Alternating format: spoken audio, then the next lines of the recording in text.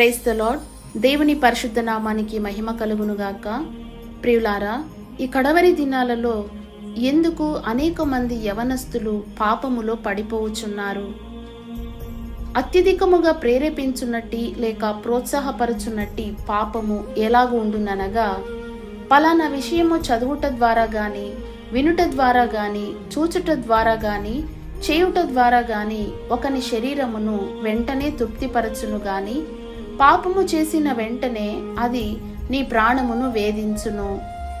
శరీరము గతించిపోయిన తర్వాత కూడా క్షయమైన అతని ప్రాణములో ఈ వేదన మానక నిత్యము అలాగే ఉండును.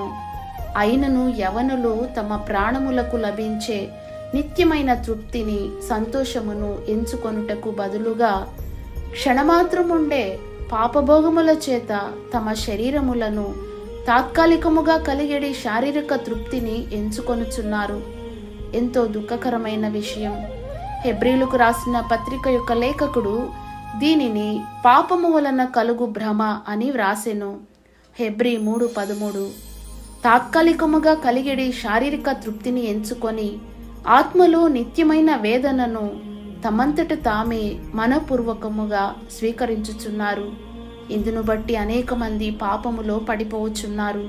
ప్రియులారా, మన ప్రభువైన యేసుక్రీస్తు పరిశుద్ధుడు గనుక మనము కూడా ఆయన వలె పరిశుద్ధతను ప్రేమించుదుముగాక. ఆమేన్.